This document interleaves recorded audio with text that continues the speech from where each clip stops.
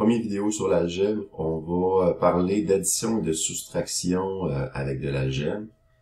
Cette vidéo prend pour acquis que vous avez vu les lois des exposants et la notation exponentielle. S'il y a des choses que vous ne comprenez pas dans ce que je m'apprête à faire, retournez voir ces lois-là et ces notations-là, ça peut vous aider. L'addition et la soustraction est extrêmement sélective. La seule chose qu'on est capable d'additionner et de soustraire, ce sont des termes semblables. Termes semblables qui veut dire que vous allez avoir les mêmes variables avec les mêmes exposants.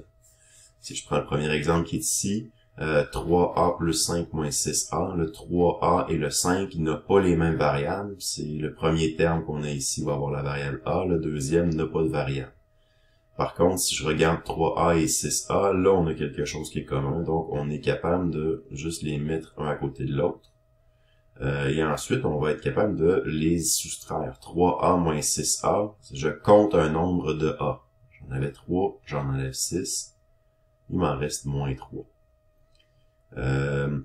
Deuxième exemple qu'on vous avait ici, 4cd plus 8xy moins 7x plus 21dc.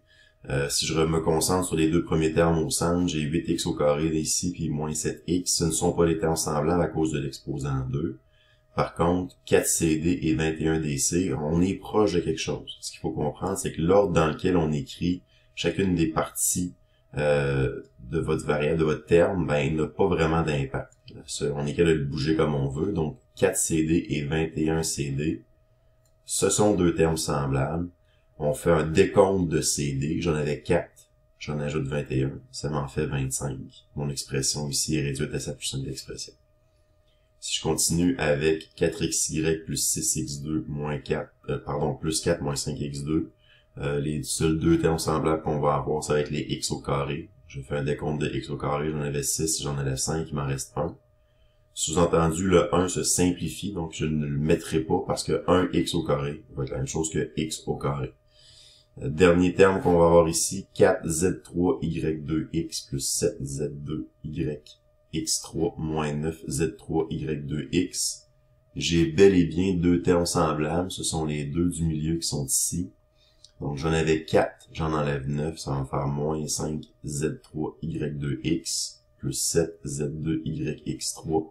Donc les variables sont pas les mêmes sur les exposants ne sont pas les mêmes sur les variables, c'est pour ça que nous arrêtons ici.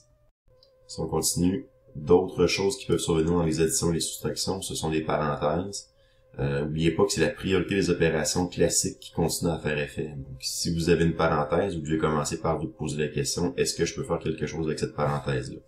Le premier exemple que vous avez ici, 4ab moins 1, c'est pas une opération que je peux faire, c'est pas les termes semblables. La première parenthèse sert à rien.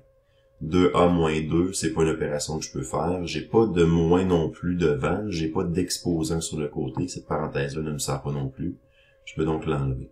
Ensuite de ça, dans les termes semblables, je vais avoir 2a plus 2a que je peux mettre ensemble pour faire 4a. J'ai moins 1 moins 2 que je peux mettre ensemble pour faire moins 3. Je vais changer l'ordre de ça pour le mettre sous un format qu'on a plus l'habitude de voir. On va avoir tendance à m'écrire les variables en ordre alphabétique.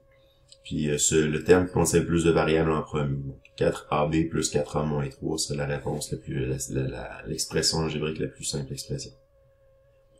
Si on continue avec le deuxième qui est ici, je vais avoir x au carré y plus 5xy carré moins 2xy. J'ai aucun terme semblable là-dedans, mais de toute façon, on doit commencer par la parenthèse. À l'intérieur de la parenthèse, j'ai rien que je peux effectuer parce que ce ne sont pas des termes semblables. Par contre, j'ai un moins en face de cette parenthèse-là. Un moins en face d'une parenthèse vient changer le signe des deux termes ici. Donc, je vais avoir moins 6x2y et plus 2xy. Comme ceci. Je vais donc être capable ensuite d'additionner, non, c'est pas celui-ci, c'est celui-là qui est ici, x2y ensemble. Xy carré, j'en ai pas. Par contre, moins 2 plus 2, oh, ça c'est intéressant. Moins 2xy plus 2xy, ça me fait 0xy. 0xy, ça simplifie, j'en ai plus. Dernier exemple, j'ai une parenthèse dans une parenthèse. Donc, la priorité des opérations me dit que je dois commencer par la première à l'intérieur ici. Je change le signe. Ensuite de ça, j'ai pas de terme semblable. Je vais donc voir à l'extérieur de la parenthèse, le moins qui est ici. Ça fait changer le signe encore une fois. Et là, je vais être capable d'additionner les termes semblables. Moins 7 plus 4 va me faire moins 3. Moins 5 plus 3 va me faire moins 2. Et 3 moins 5 me fait moins 2. Je replace ça dans un ordre intéressant. Ici. Et là. Et ça ressemble à ça comme expression réduite. Dernière chose, ce sont les fractions. Les fractions vont poser beaucoup de problèmes à beaucoup de gens par rapport à la simplification. N'ayez pas peur de ces fractions-là. L'exemple, les fractions, ce ne sont que des coefficients. Donc, il faut être capable d'additionner et de soustraire des fractions. Si on le fait ici, je peux sortir le 3, je peux sortir le 4. Le 3xy sur 4, c'est la même chose que 3 quarts xy. Le moins 2 cinquièmes, c'est la même chose que moins 2yx sur 5, c'est la même chose que moins 2 cinquièmes xy. Je peux utiliser ça là, comme expression. La seule chose qu'on me demande de faire, dans le fond, c'est d'être capable d'additionner 3 quarts avec 2 cinquièmes. Je vais utiliser une méthode ici qui est un peu différente. Donnez-moi 2 secondes, faut que je fasse une petite manipulation pour le faire. Des YX ou des XY, j'avais 3 quarts, j'en enlève 2 cinquièmes. Donc, il faut que je m'arrange pour mettre ça sur le même dénominateur qui serait sur 20, admettons. Je vais avoir 15 vingtièmes moins 8 vingtièmes, ça va me faire 7 vingtièmes XY.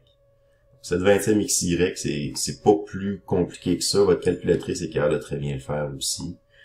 Si je le fais avec celui-là qui est ici, donc deuxième qui est ici, 2 tiers x carré moins 4 x carré, ce sont mes termes semblables là-dedans. Donc, il faut que je fasse 2 tiers moins 4. 2 tiers moins 4, ça se fait pas automatiquement. Il faut que je mette sur le même dénominateur. Je vais donc avoir 2 tiers moins 12 tiers. Ça va me faire moins 10 tiers x carré plus 4 cinquièmes x. Finalement, le dernier qui est ici, petit mouvement. Voilà, beaucoup mieux. J'ai beaucoup de fractions, j'ai beaucoup de choses, j'ai beaucoup de termes. Je vais essayer de mettre ça en l'ordre. Si je continue à faire ce que je faisais tout à l'heure, c'est-à-dire que on va mettre nos fractions comme étant des coefficients. Donc, genre 2 cinquièmes plus 1 tiers A moins 2B. Je vais avoir 2 cinquièmes A. Je vais avoir 1 septième B. Je vais prendre le temps de mettre tout ensemble les termes semblables. J'ai 2A. J'ai 1 tiers A ici, moins 2 cinquièmes A. Je vais avoir 2B moins 1 septième B. Et mon 2 cinquièmes, je vais le mettre avec mon 1 tiers qui est là. Première opération, 1 tiers A moins 2 cinquièmes A. Faut que je fasse 1 tiers moins 2 cinquièmes. Je vais donc avoir des quinzièmes à soustraire ici. Ça va me faire 5 quinzièmes moins 6 quinzièmes, donc moins 1 quinzième. 2B plus 1 septième B. Je vais donc mettre sur le même dénominateur en septième. Ça me fait 14 septièmes pour le 2 plus 1 septième, donc 15 septième B.